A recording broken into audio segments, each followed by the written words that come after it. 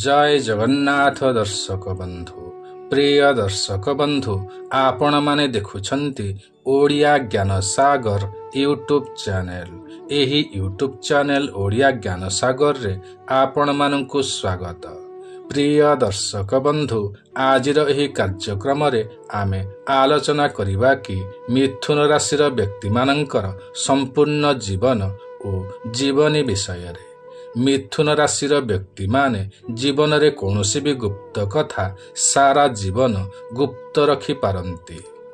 मिथुन राशि विषय रे आपण जहाँ भी जानिछंती ताहा बहुत कम अटे।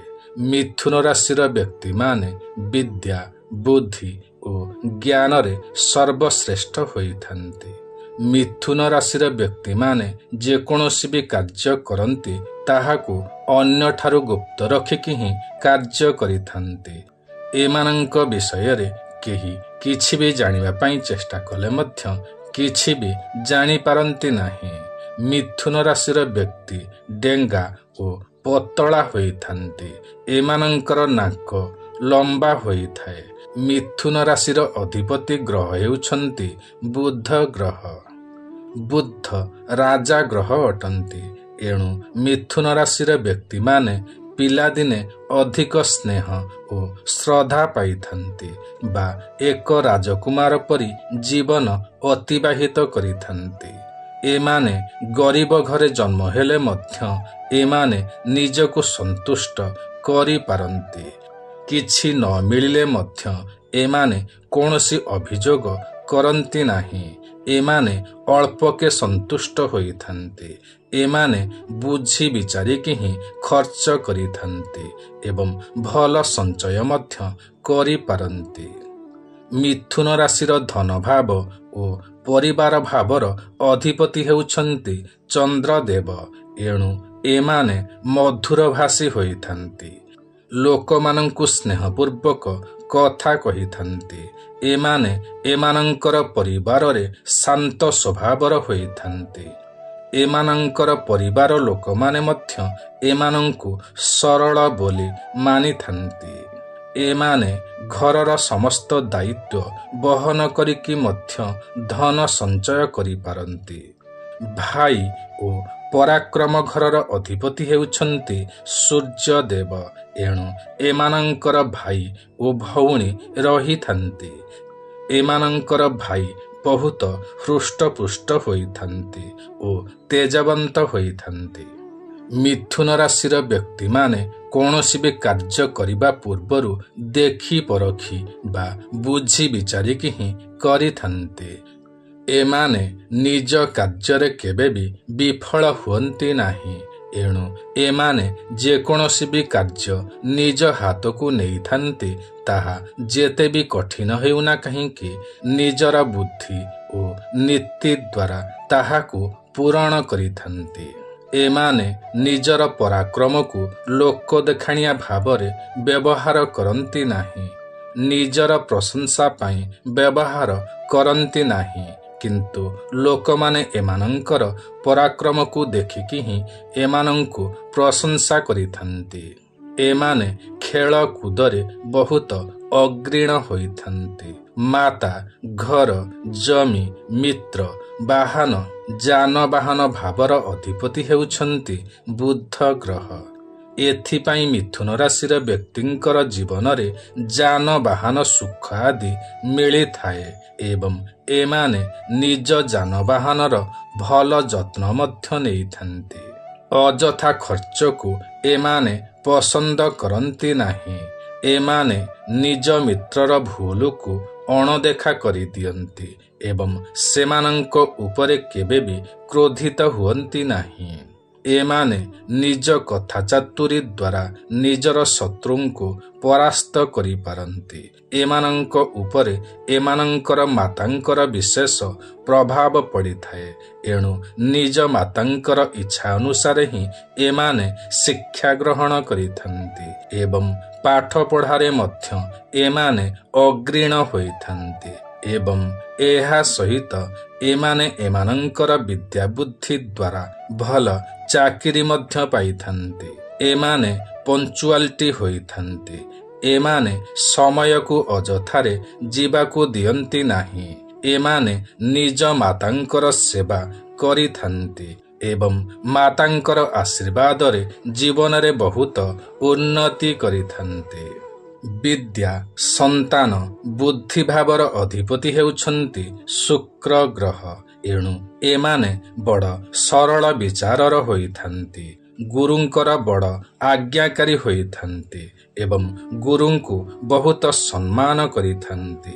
ଏମାନଙ୍କର ପାଠପଢ଼ା ସରିବା ପରେ ବ୍ୟାଙ୍କ ଆଦିରେ ଚାକିରି ମିଳିଯାଇଥାଏ। ସରକାରୀ ଚାକିରି ମଧ୍ୟ ପାଇଥାନ୍ତି।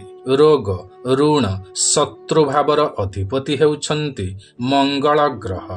ଏମାନଙ୍କର ଶତ୍ରୁମାନେ ଜମିବାଡ଼ି ବିବାଦ ଦ୍ୱାରା ହଇରାଣ କରିଥାନ୍ତି ଏବଂ ଏମାନେ ଯାହାକୁ ଧାର କରଜ ଦିଅନ୍ତି ସେମାନେ ହିଁ ପରେ ଏମାନଙ୍କର ଶତ୍ରୁ ପାଲଟି ଯାଇଥାନ୍ତି। ଏମାନେ ଖାଦ୍ୟପେୟରେ ସଙ୍କୁଚିତ ହୋଇଥାନ୍ତି। ଏଣୁ ଏମାନଙ୍କର ରକ୍ତହୀନତା ରୋଗ ଦେଖା ଦେଇଥାଏ। ବୈବାହିକ ସୁଖ, ବ୍ୟବସାୟ ଭାବର ଅଧିପତି ହେଉଛନ୍ତି ଦେବଗୁରୁ ବୃହସ୍ପତି। ଏଣୁ ଏମାନଙ୍କର 25ରୁ 30 ବର୍ଷ ବୟସରେ ବିବାହ ହୋଇଯାଏ ଏବଂ ବଡ଼ ଧୁମଧାମରେ ମଧ୍ୟ ବିବାହ ହୋଇଥାଏ। ଏମାନଙ୍କର ସ୍ତ୍ରୀ ଶିକ୍ଷିତା ହୋଇଥାନ୍ତି ଏବଂ ବଡ଼ ଚତୁର ମଧ୍ୟ ହୋଇଥାନ୍ତି, ବିଚକ୍ଷଣା ହୋଇଥାନ୍ତି। ଏହା ସହିତ ଏମାନଙ୍କର ବିବାହ ପରେ ପରେ ଉନ୍ନତି ହୋଇଥାଏ ବା ଉନ୍ନତି କରିଥାନ୍ତି। ଏହା ଦ୍ୱାରା ଏମାନେ ଘର ଦ୍ୱାର, ଜମି ବାଡ଼ି, ଯାନବାହନ କିଣିଥାନ୍ତି।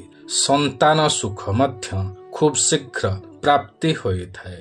2ରୁ 3ଟି ସନ୍ତାନ ହୋଇଥାଏ, କିନ୍ତୁ ଗୋଟିଏ କନ୍ୟା ସନ୍ତାନ ନିଶ୍ଚୟ ହୋଇଥାଏ।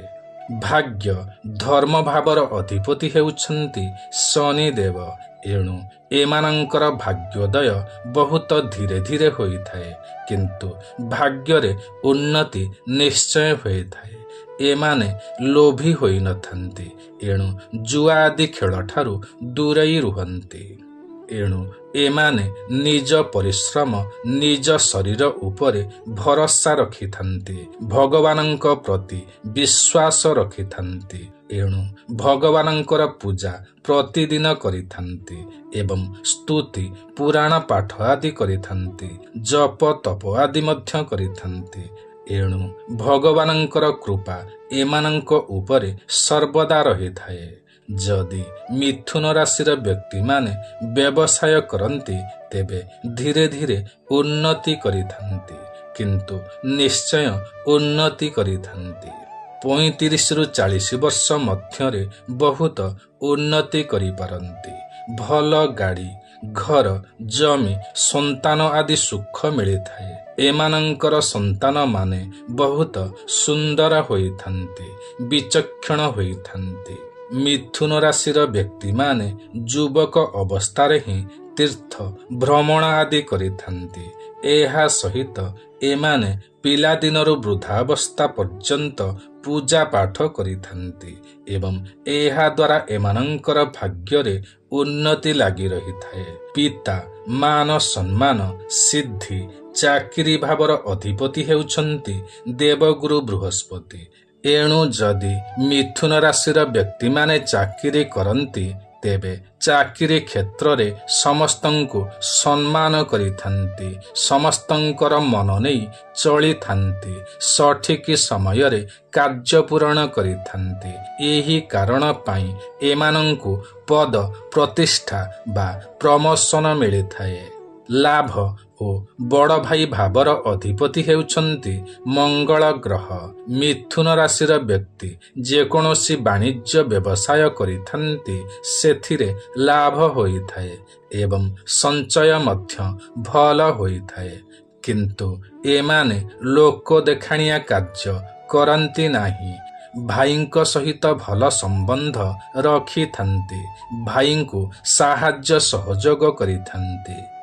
ବ୍ୟୟ ବା ଖର୍ଚ୍ଚ ଓ ବିଦେଶ ଭାବର ଅଧିପତି ହେଉଛନ୍ତି ଶୁକ୍ର ଗ୍ରହ। ଏମାନେ ନିଜ ଜୀବନରେ ଦେଶ ବିଦେଶର ତୀର୍ଥ ଭ୍ରମଣ କରିଥାନ୍ତି, କିନ୍ତୁ ସୀମିତ ଖର୍ଚ୍ଚରେ ନିଜର ଯାତ୍ରା ପୂରଣ କରିଥାନ୍ତି, କାରଣ ଧନ ସଞ୍ଚୟ କରିବା ଏମାନଙ୍କର ମୂଳ ଲକ୍ଷ୍ୟ ହୋଇଥାଏ। ତଥାପି ମଧ୍ୟ ଏମାନେ ଦାନ ଧର୍ମ କରିଥାନ୍ତି। ଦୁଃଖୀ ଦରିଦ୍ରମାନଙ୍କୁ ସେବା ଓ ସାହାଯ୍ୟ ସହଯୋଗ କରିଥାନ୍ତି। ମିଥୁନ ରାଶିର ଶୁଭ ବାର ହେଉଛି ବୁଧବାର। ଇଷ୍ଟ ଦେବ ହେଉଛନ୍ତି ଶ୍ରୀ ଗଣେଶ। ଶୁଭ ରତ୍ନ ହେଉଛି ପନ୍ନା। ଶୁଭ ରଙ୍ଗ ହେଉଛି ସବୁଜ ରଙ୍ଗ। ଏଣୁ ସବୁଜ ରଙ୍ଗର ବସ୍ତ୍ର, ରୁମାଲ, ସୂତା ଶରୀରରେ ଧାରଣ କଲେ ଶୁଭ ହୋଇଥାଏ। ଏହା ସହିତ ଏମାନେ ସବୁଜ ଶାଗ ସର୍ବଦା ସେବନ କଲେ ଏମାନଙ୍କର ସ୍ୱାସ୍ଥ୍ୟ ହୃଷ୍ଟପୃଷ୍ଟ ହୋଇଥାଏ। ତେବେ ପ୍ରିୟ ଦର୍ଶକ ବନ୍ଧୁ, ଆଜିର ଏହି କାର୍ଯ୍ୟକ୍ରମଟି ଆପଣଙ୍କୁ କିପରି ଲାଗିଲା ନିଶ୍ଚୟ କମେଣ୍ଟ କରି ଜଣାଇବେ। ଯଦି ଆଜିର ଏହି କାର୍ଯ୍ୟକ୍ରମଟି ଆପଣଙ୍କୁ ପସନ୍ଦ ଆସିଥାଏ ତେବେ ଗୋଟିଏ ଲାଇକ୍ ନିଶ୍ଚୟ କରିବେ। ଯଦି ଆପଣ ଆମର ଏହି ୟୁଟ୍ୟୁବ୍ ଚ୍ୟାନେଲ ଓଡ଼ିଆ ଜ୍ଞାନ ସାଗରରେ ନୂଆ ଅଟନ୍ତି ଏବଂ ଏଯାଏଁ ସବସ୍କ୍ରାଇବ୍ କରିନାହାନ୍ତି ତେବେ ତୁରନ୍ତ ସବସ୍କ୍ରାଇବ୍ କରିନିଅନ୍ତୁ। କାରଣ ଆମର ଏହି ୟୁଟ୍ୟୁବ୍ ଚ୍ୟାନେଲ ଓଡ଼ିଆ ଜ୍ଞାନ ସାଗରରେ ଏହିପରି ଅନେକ ଭଲ ଭଲ ଭିଡ଼ିଓମାନ ସର୍ବଦା ଅପଲୋଡ଼ କରାଯାଇଥାଏ, ଯାହାକି ଆପଣଙ୍କର ଜ୍ଞାନର ସୀମାକୁ ବଢ଼ାଇଥାଏ। ତେବେ ପ୍ରିୟ ଦର୍ଶକ ବନ୍ଧୁ, ଆଜି ପାଇଁ ଏତିକି। ପୁଣି ଦେଖାହେବ ଆସନ୍ତା ନୂଆ ଏକ ଭିଡ଼ିଓରେ। ସେ ପର୍ଯ୍ୟନ୍ତ ଆମକୁ ବିଦାୟ ଦିଅନ୍ତୁ। ଜୟ ଜଗନ୍ନାଥ ଦର୍ଶକ ବନ୍ଧୁ।